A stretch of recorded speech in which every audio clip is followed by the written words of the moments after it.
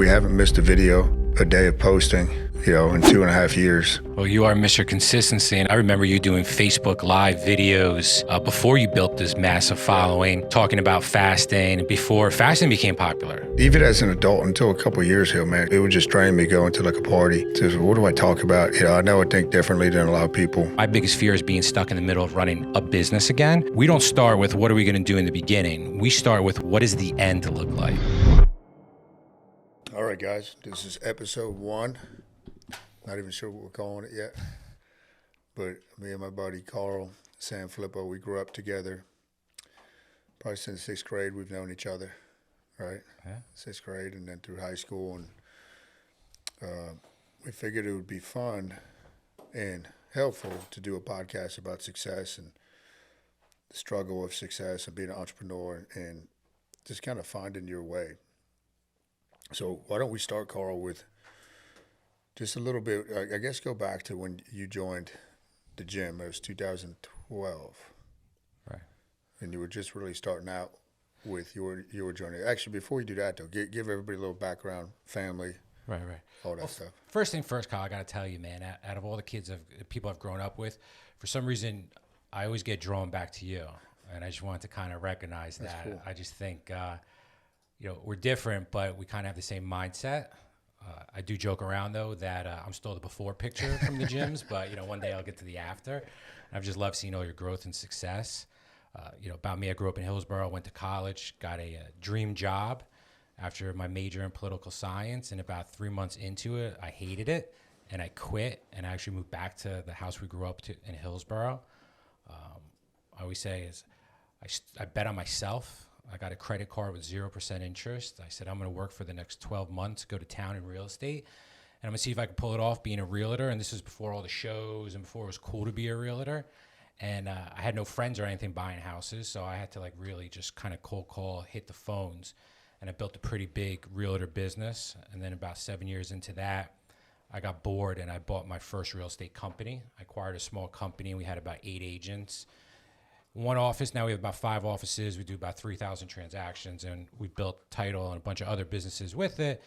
And I'm really passionate about real estate investing. I teach a lot of people how to invest in real estate, own about 40 rentals. We do fix and flips. We're buying 4 or 5 houses a month. I really just love that business, passionate, and I love showing others how to invest in real estate.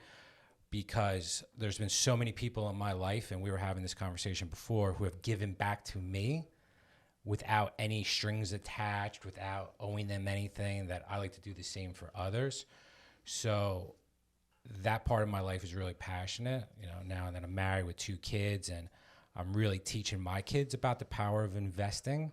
So I was telling this story the other day. When I was a kid, my dad was a teacher, my mom worked, but not full time, so money was tight. We never went to Disney World.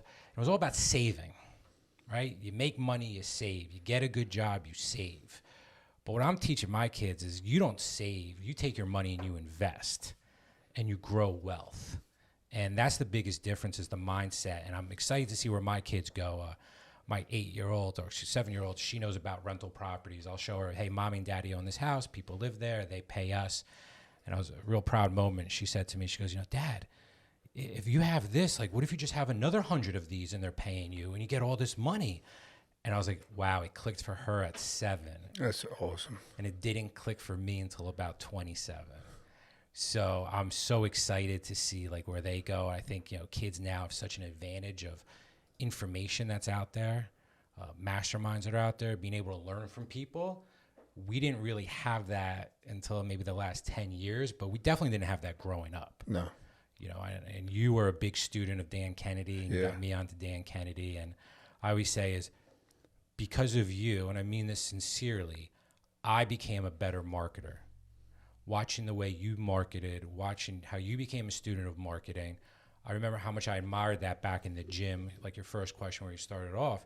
I said, man, if I could just learn to market like Kyle, you could do this in any business and your business is going to take off. So I've used a lot of the principles that you've taught me, or you've connected me with Dan Kennedy and some of these other people, and just, you don't have to innovate.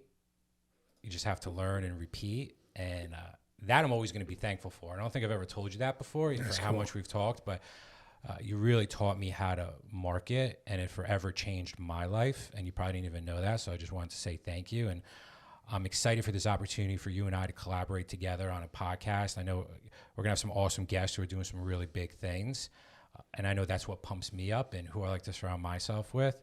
So it's super special to me to be here. Yeah, that's awesome, man. That's really cool about the Dan Kennedy thing. I mean, that was, I think I heard of Dan Kennedy from Zach Evanesh. I don't know if you know Zach. No. So Zach was the first one that really had. So when I had the personal training business, I was still teaching, right? Even when you started, but I was doing it out of my car in my parents' basement, and wanted to stop a few times because it was just I was teaching, doing that, and it was just like I was burning out. So I changed the model a few times, more like semi-private groups. And I went out to Pizza and Pasta in Manville with some guys from the gym one night, and this one guy, Newell, his son was a wrestler. He said, "You should look up this guy Zach. He's training kids in his backyard." I said, "Oh, that's intriguing." So kind of looked him up, but it was on one of his products that he had mentioned Dan Kennedy. So then I went down the rabbit hole of Dan Kennedy, everything Dan Kennedy. And I remember talking with you about it. So I would just take what Dan was teaching and try to apply it, print media, because even in 2012, you had social media, but it wasn't what it is now. Right. It wasn't this big thing. And it was just, I still listen to his stuff all the time. The old stuff, the CDs that I, now it's on my phone, but it's, I always tell people the best educational product I've ever gotten was called the Supernatural Influencer Code by Dan Kennedy. It was when I was teaching. And at the time, it was like a $4,000 product. But it was all about building your personal brand. Yes, I was always really fascinated by that. But it's really cool to see. I mean, you've built, for lack of a better term, like an empire. You did your own thing, man, and you had the mindset. I remember having those conversations at the gym, way back then. There was 40 guys, total, I think we had at the gym. And just watching your journey. And Carl is actually the one who set me up with the gym because of your mom. Right. She's a commercial realtor at the time. I had no idea where to look. And at that point, too, there was another point when there's probably 2 or 3 points where I was like, I'm going to stop doing this and just teach. Have a nice, easy life, right? Our buddy Strallendorf, we were at a wedding, and he said, "Why don't you just train athletes?" And at the time, I had a lot of women clients I was training and all that. And I was like, all right, I got to give it one more shot, but I got to get a facility. And somehow we linked up, and, your mom found a spot. We're still, back where your mom in the same complex found a spot. Yeah. Hopefully she's still getting paid for it, from the landlord. Yeah, but it's been cool, man. So go back to the mindset, because I remember when you were a realtor back then, right? What was did you have the vision of what you wanted it to grow to, or was it like, I'm just going to master this? Well, I think it's funny. I think your vision changes as you get through different stages of life. When I was a realtor, I wanted to be the biggest realtor. But then when I became the brokerage, I wanted the biggest brokerage. And then I wanted the biggest real estate investing business. But really, my vision's always been to work for myself. One thing I think people are surprised about me when they get to know me is I actually just have an appetite for more. I love scaling. And I had a mentor say this and actually stuck with me. Like, I try to scale businesses, not for the money, but I also try to scale businesses to get out of the business. And I was saying before, my biggest fear is being stuck in the middle of running a business again. But I love coaching our CEOs of businesses, driving traffic to it through all the marketing and everything we talked about, and seeing business grow. And now when we start a business we don't start with what are we going to do in the beginning. We start with what does the end look like? What is the exit? What is the potential? Who's buying companies like this? And if we know the answer to that, it makes all the tough part of working through the business, all the long days, a lot easier when you know what the end destination is. So now when we model out a business, it's like, okay, is this business going to be a cash flow business? Is it going to be a more long-term business that's going to appeal to private equity and things of that nature? Because there's so much money out there right now. But if you know what you're working towards, it makes it a lot easier. And something I want to touch base on is when you were talking about how you deep dived into Dan Kennedy, and you kind of got lockjaw on the marketing and learning how to do it. I think that sums up who you are in a nutshell, because we were talking about this story that you were the only kid I knew in high school who was going to the gym at 5 a.m. when every other kid was sleeping in, because you were so lockjaw on your goals. So tell everybody listening here a little bit about your background, how you went from a gym owner to a massive social media following, supplement business, books, and everything you do. Walk everybody through that journey, because I have an interesting seat. I see your page 100 now, but I saw your page 1. Yeah. And most people look at everybody's page 100. They don't see their page 1. So walk everybody listening to this a little bit about your journey, how you ended up as the Pandaman official. Yeah. That's pretty cool. So I grew up with the 3 brothers, right? Brooks, Reese, and Shane, and they were always, still are, very smart academically. In high school, I think they all got over 1,400 on the SATs. First time I took it, I got 970.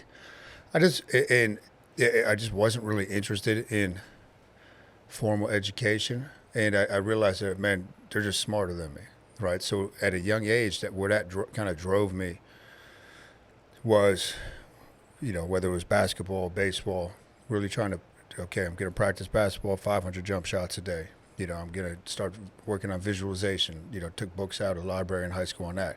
I always felt like maybe it was trying to overcome something that I didn't have that they had. And I was like, I'm going to prove myself physically. So I would get hyper focused on, first it was like baseball, then it was basketball, then it was the gym in high school. And once I fell in love with the gym, and I think it was really, I know it was really for trying to overcome a lack of confidence. I said, I can build myself in the gym, and I feel like I'm good here, and I can just build my body. And at the time too, in high school, I remember it was a Dan Kennedy disciple, this guy John Carlton, brilliant marketer, one of the back of the muscle magazines. So before, the internet was around, but it was like hard to use and all that. And I saw this ad for this book. So I had my mom, gave her money.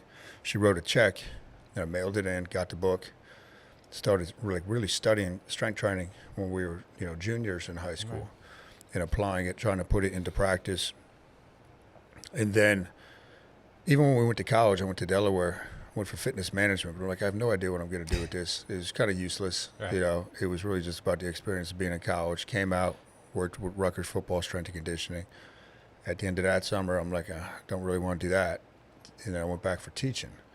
I didn't have we talked about the vision. I didn't know exactly what I wanted to do. I knew that I loved training, but how do you make a living out of that, right? So it just kept progressing. I started competing in bodybuilding shows. Again, going back to the physical. I was like, I know how to push myself. That was the main thing. I was like, I always just push myself.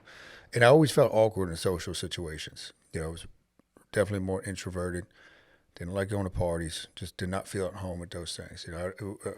The few dances I went to in high school, I remember just being there, being like, man, I wish I could just go out to the track right now. Didn't run, try to escape and get out of that. And so I went back for teaching, started teaching.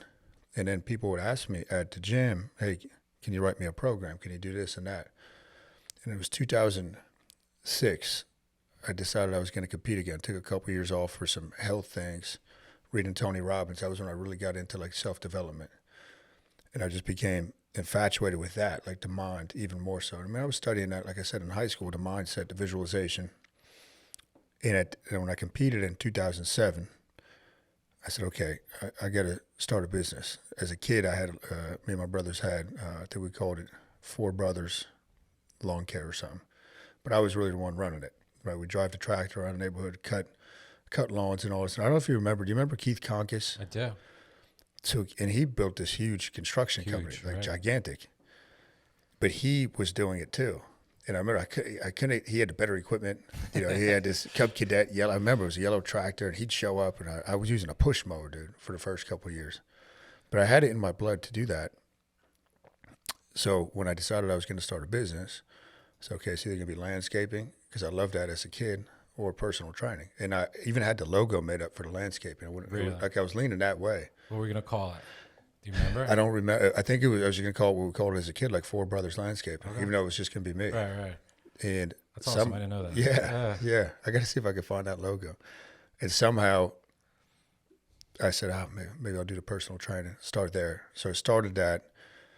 No idea about marketing. No idea about how I was going to find any clients. And it was my older brother Brooks's sister-in-law and her husband. They lived down in Virginia. They hired me. Said, "Can you write us a program?" I was like, "All right." So stuff like that seems like it's always happened every next step I've taken. Okay, I don't know where the people are going to appear from. And I believe there's more, to reality than meets the eye. So then that kind of kept growing. I stopped teaching. Shortly after you joined the gym, it was about year and a half after, I had a real bad knee injury, had pneumonia, and me and Devin talked, and we knew I was going to stop, and I was out at a mastermind in Arizona with a lawyer. He was running this mastermind, a lawyer that I had met at a Dan Kennedy seminar. Okay. And we were sitting in the hot tub. He gave me his card. He said, "Well, I run a private mastermind. Why don't you come out to it?" So I went out and never saw any of those people again. But this girl came up to me on the break. She's like, "You have to stop teaching. It's slowing you down." I was like, "Huh." And it was October, I remember. Devin picked me up at the airport. A couple of days later, I told her. She goes, "Yeah, it's time."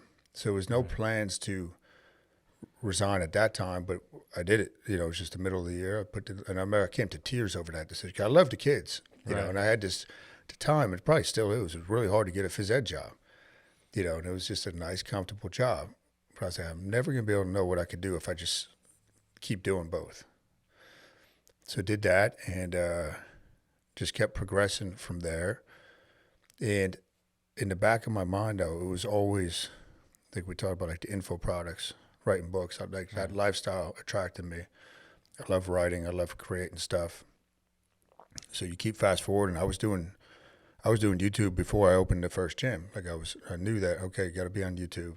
Got to get the word out there, do stuff that other people aren't doing. You're way ahead of the curve. Yeah, way ahead of it. It's funny going back and watching the early videos. How bad some of it is probably. How too, bad, right? and it was just, it did it. I just did it right. and got it out. And I was like, nobody else is really doing it, so just keep putting it out there. And at the time, right, it was like, okay, if you had a YouTube channel, that was people still kind of look at it like that, like, oh, they're like not a celebrity, but they've got their own channel. Right. So kept doing it. Then I was hitting my Facebook Lives pretty much every day.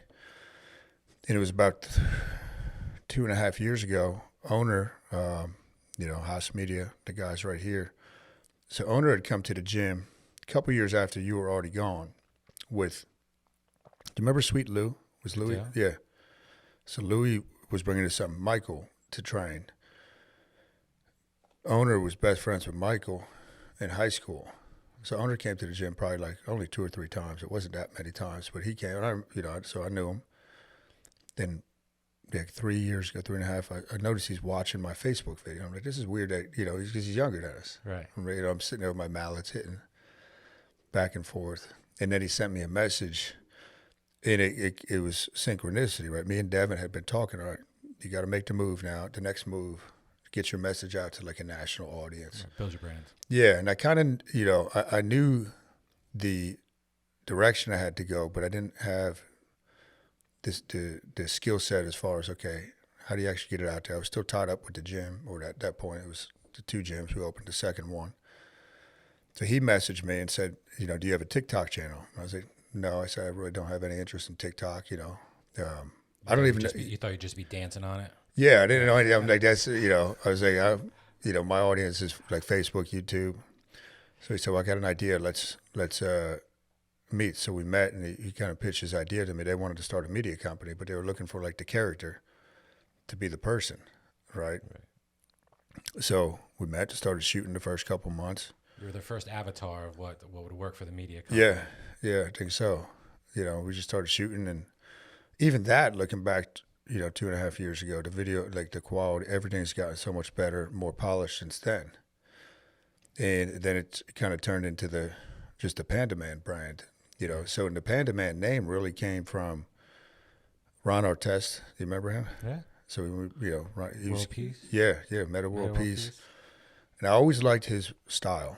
when I played basketball, I liked to play very physical, and I think it was I think he was just done playing in the NBA, but he came out. I was on his email list, and he changed his name temporarily to, it was like the Friendly Panda or Panda's Friend. And I said, this is interesting, but I like him, so I said, I'm going to order a hat and a shirt. So I ordered it, and I started researching the panda and bear. Didn't know much about it, so I researched it, and I'm like, oh, I actually kind of feel like I connect with this animal. Like it was just this kind of, it was thought to be a mythical creature for, by the Westerners until like 150 years ago. Nobody had ever seen one in the wild. And it's kind of got the duality. It's could seem very cuddly, but it also rip you to shreds, right? And I said, I kind of connect with that. So, and I got I got that's actually our test logo right there, that panda, right? So then, again, you keep fast forwarding.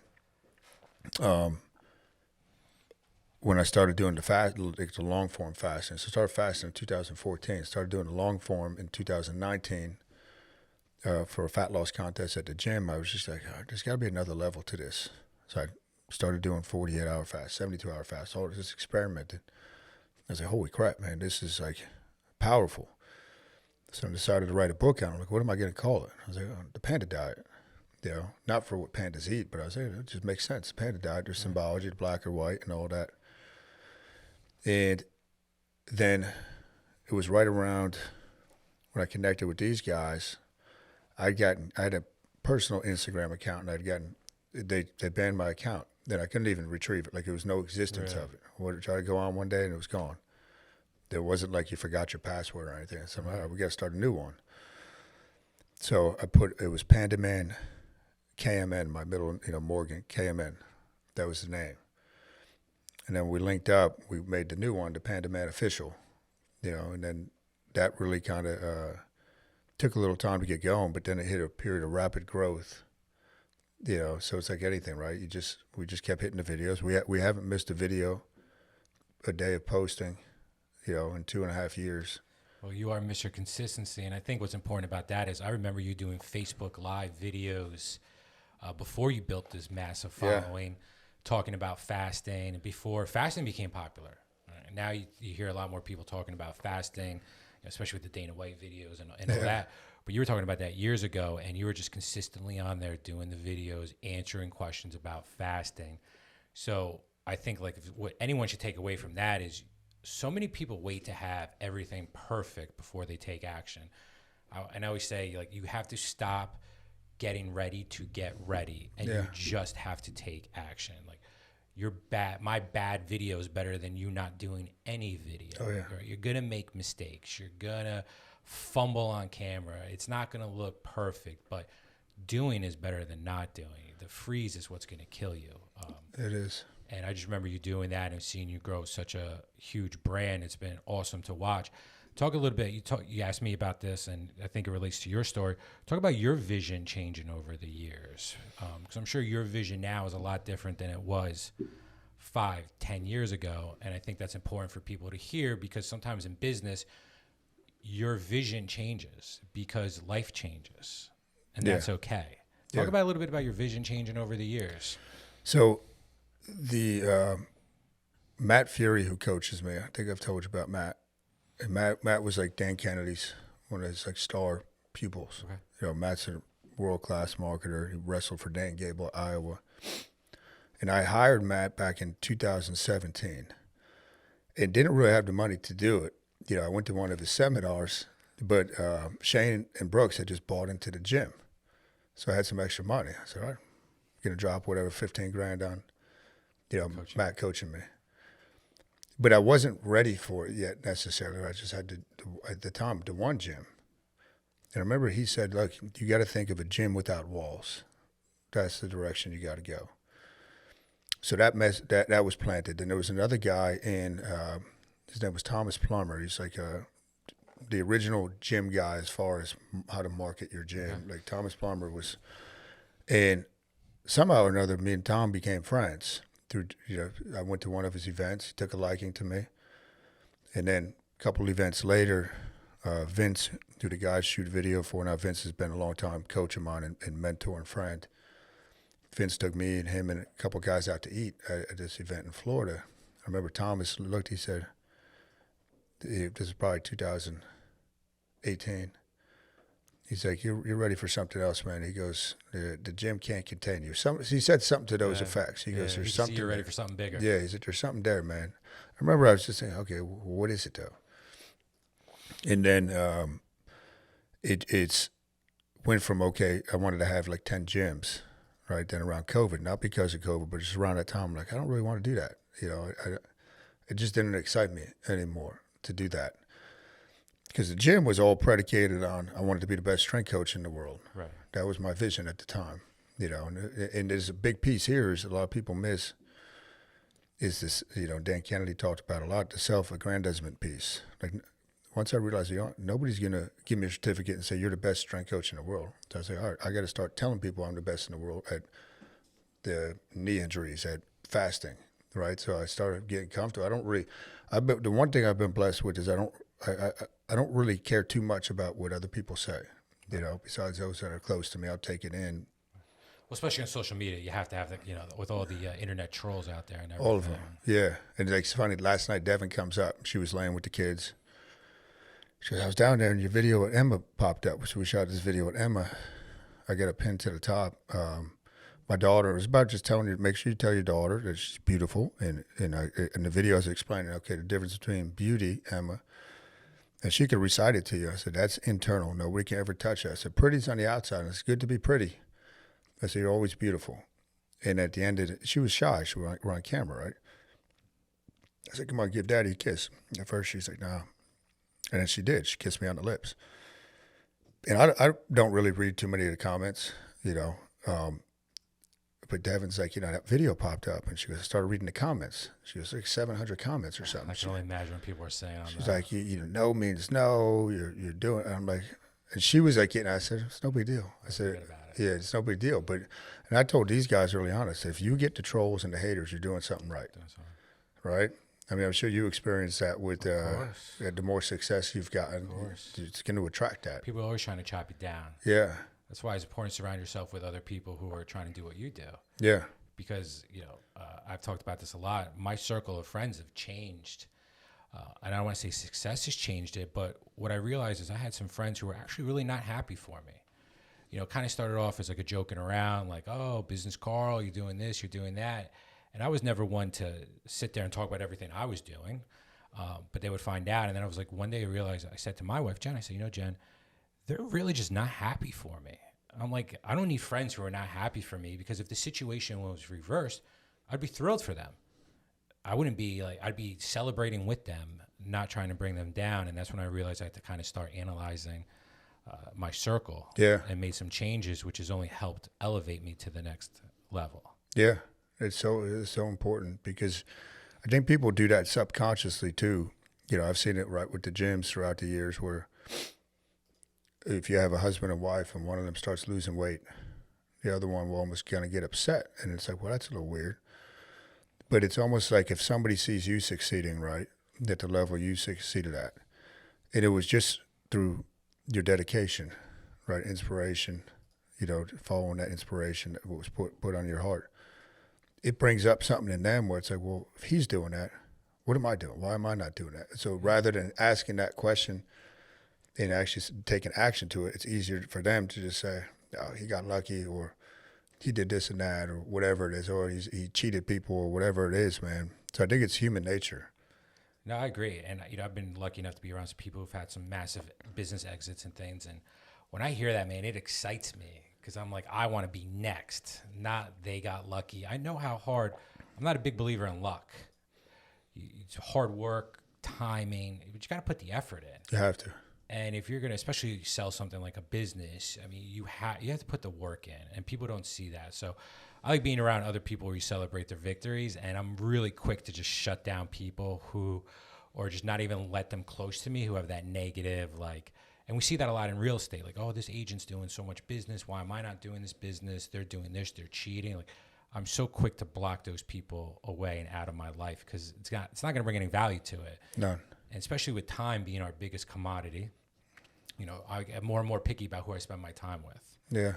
And I want to spend time with people that I enjoy and who are you know, we rise together. Yeah. Because the best part is when you have something to celebrate it with, you're celebrating it with others. Yeah, that's exactly it, man. And to me, that's what life is all about. And to see where you've come and to where you go to where you're going to go is really exciting, because you're just starting to scratch the surface Yeah. on your brand and everything else. Really, sky's the limit. Yeah. One thing I want to touch on, and I don't think people talk about this enough, and we were talking about this with business. There's a lot of lows, Oh, yeah. and people never really talk about the lows. Tell me what you do when you feel like because I don't care who you are, right? You're the Pandaman official, but you're human. Mm-hmm. You have lows, you have difficult times. What do you do to overcome those difficult challenges in business and life to keep moving the needle forward? It's a timely question because I put a seminar on at the gym last night for the first time in a while about mindset, and the tools that I use. And the simplest one I started with, I said, guys, this is one that you just have to train your brain to. It's not something you say, okay, today I'm going to reframe. So I told them the 3 questions that I use and that I've really trained myself, so it's almost like an automatic response. What's great about this problem? Because your brain can't ignore a question, which is a brilliant marketing concept.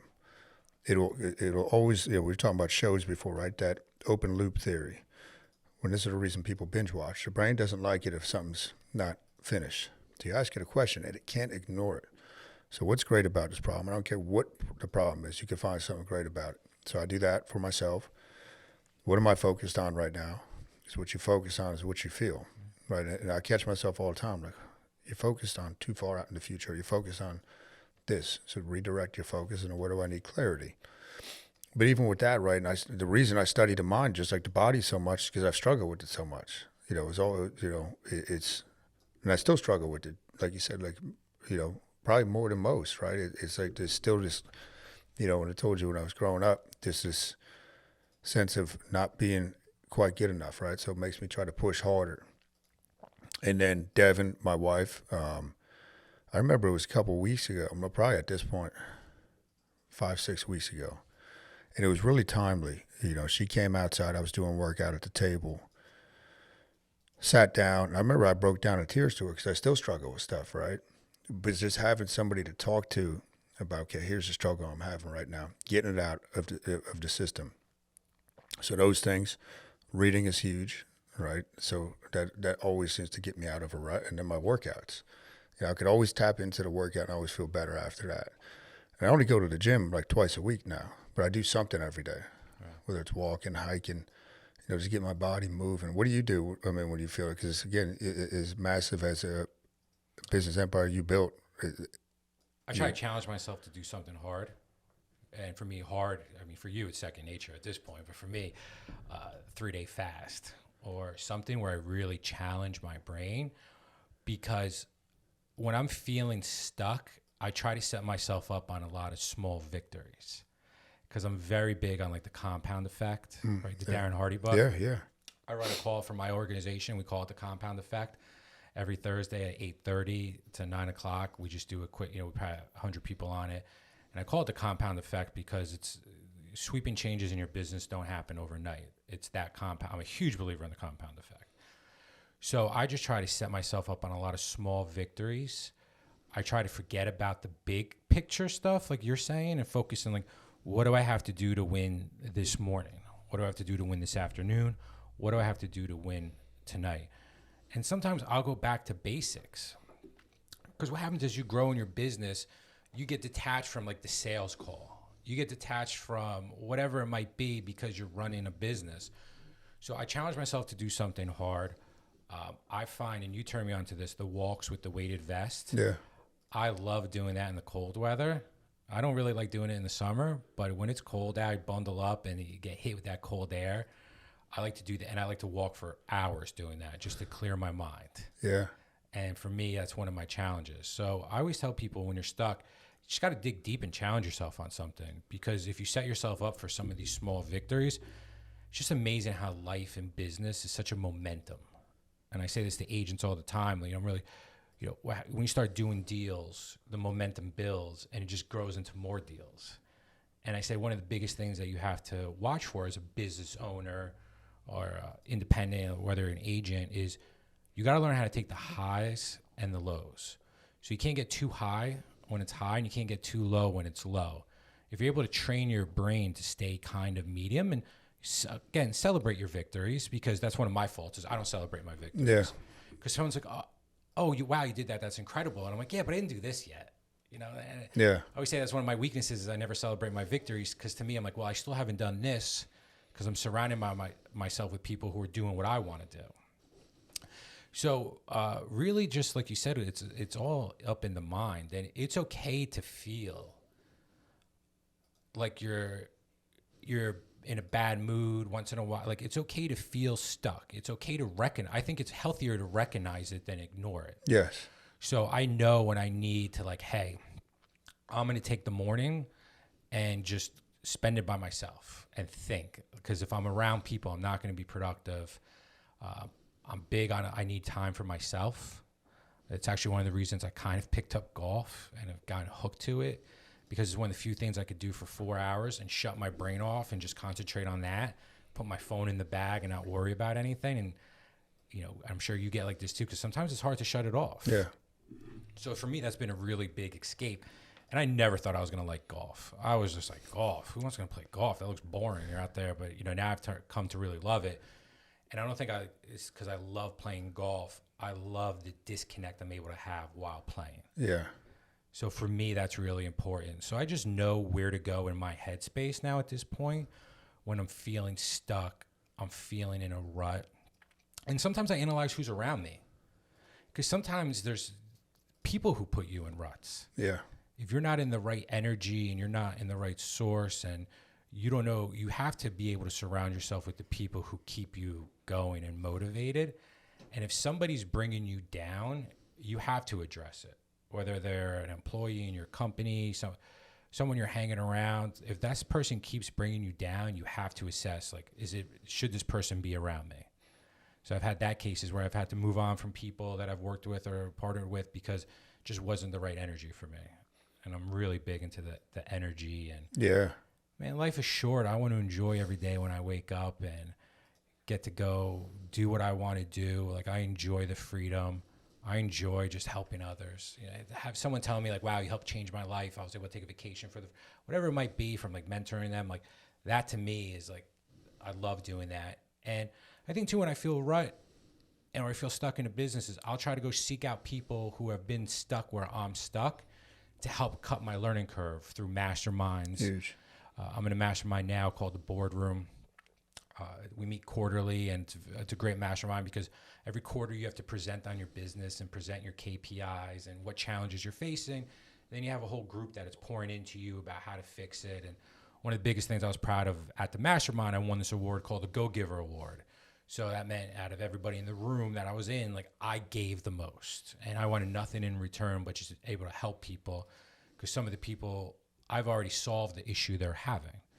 And that's why it's so powerful, because you were talking about how some of these masterminds have really changed your life. Yeah. And I've been in a bunch of different masterminds, because sometimes you outgrow them and you move to other ones. But that to me has really helped when I feel like I've been stuck or in a rut. And man, I just met a lot of awesome people through it too. I mean, that's just like the cherry on top is like learning the business stuff. But the connections and people you meet is really what's in the riches with that. It is, man. And you surrounded yourself, like you said, with people that have similar spirits and mindsets and hearts, and that's the power of the mastermind. Like, you just put the business stuff aside, you meet some really just great people that want to help people, right? And that's really like the thing. A lot of thoughts were coming to mind when you were telling what you do, and I think it's, as entrepreneurs, right? That's like a mental sport, right? And I was telling my boys after football the other day, Braxton was saying, "Oh, Dad, I got warmed up in the second half. My ankle's fine." And I thought it was funny. And I'm like, well, that's part of being an athlete. You got to know what your body needs. Right. And like you just said, you got to know what your mind needs. A lot of people, what are they going to do? They're going to try to push harder. Where it sounds like what you do, which is brilliant. Back off. Give them, and you said thinking time too. Like, walking is great for that. And I always say that's the most underutilized skill that people do, is dedicated thinking time. Just think. You don't always have to output, and but the mind kind of, if you can't see it, so, well, what did I actually do? So that thinking time, the walking time, where your subconscious can go to work on it, right? And I try to just stop comparing myself to others. Yeah, because that could really drown you.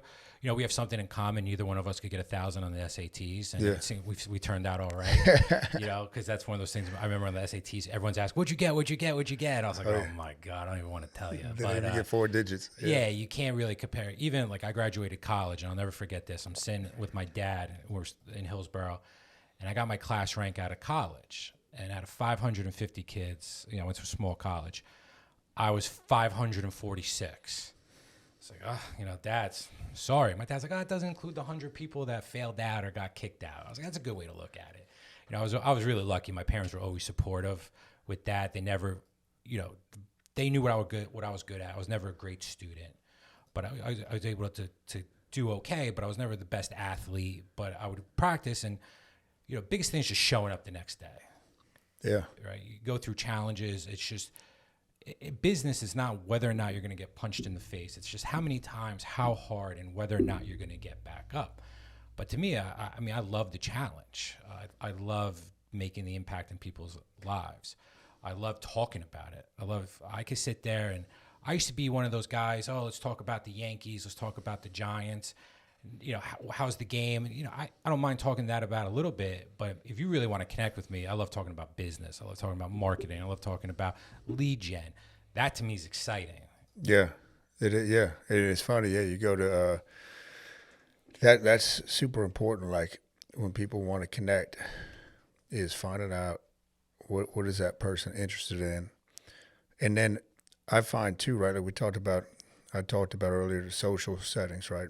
Even as an adult, until a couple of years ago, man, it would just drain me going to like a party.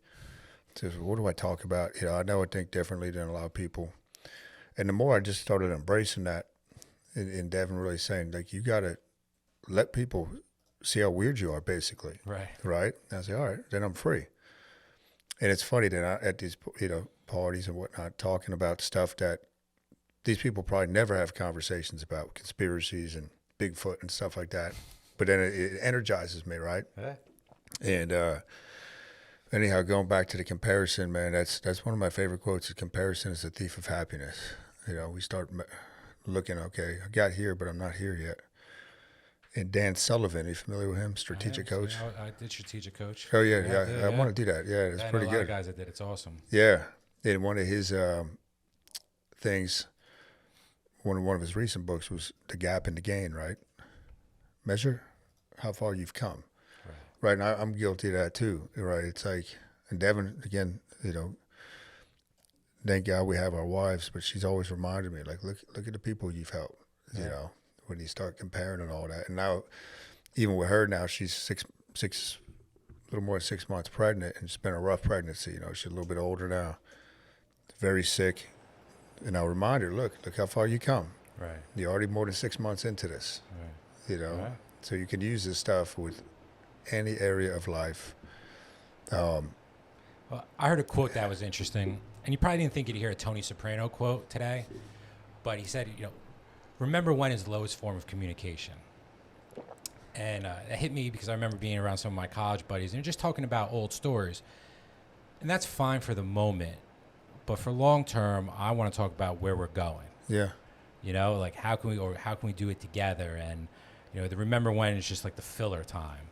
And I think that's why you and I have always stayed connected. Yeah.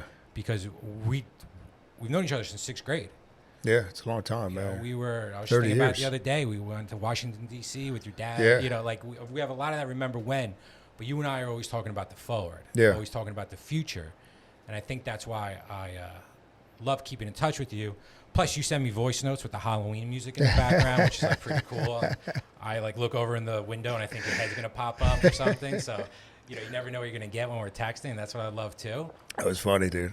But you know, I'm excited to do this podcast with you. Yeah, me too. Because I think together we have great energy, we have great mindset, and we could share a lot together. Yeah. I think we both know we're both blessed to know a lot of cool people who can come on and pour in. Oh yeah. You know, let people know a little bit about what they should be able to get out of this podcast as they continue to listen. Yeah, I think what people are going to get out of this really is as we share our struggles, you know, and still the struggles we still have, right? And kind of, you mentioned kind of shortening that learning curve. You know, now at this point, we're both, our birthdays, you're a couple days away from me. Yeah. We're both 43. You know, so we've come a long way. We have a long way to go, right? So we're still in the process of, you know, making our masterpiece. But I think if people can take away one thing, right, and that's what you talked about too before, was bring it back. What's one thing you can really do? You know, when we're struggling, what's one thing? Think small. Don't think big. Think small. What's the next thing you can do?